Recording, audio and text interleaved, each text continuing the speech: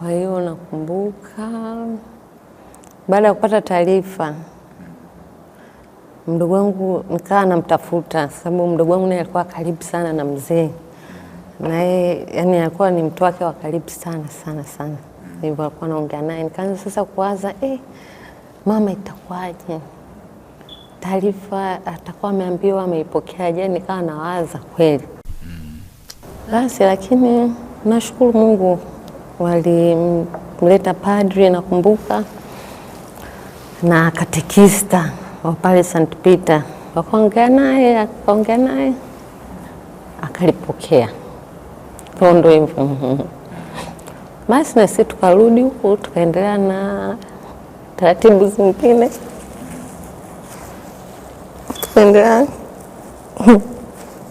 Pole.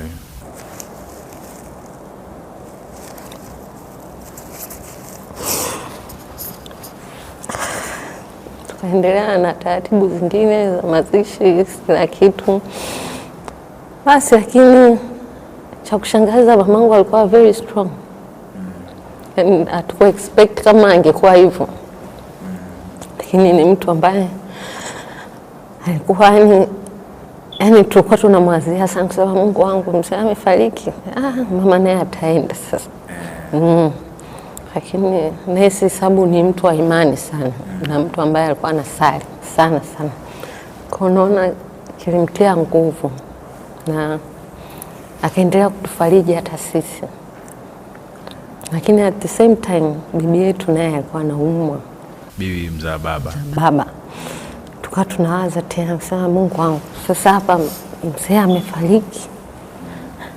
Vipi tena bibi na hali yake haikuwa nzuri kabisa. Tunafahamu amekaa kitandani tangia 2017 kama sikosei au 18. Yupo kitandani hajiwezi. Basi lakini nashukuru Mungu alituvusha kwa kweli. Kilikuwa kipindi kigumu kama familia. Lakini Mungu alituvusha na tunajua hapo wengi ambao walituombea sana kwenye kipindi hiko. Na chukue fursa hii kuwashukuru kwa maombi yao. Kwa kweli alitutia nguvu. Basi tukaja tukamzika mzee wetu. Maisha yakaanza upya.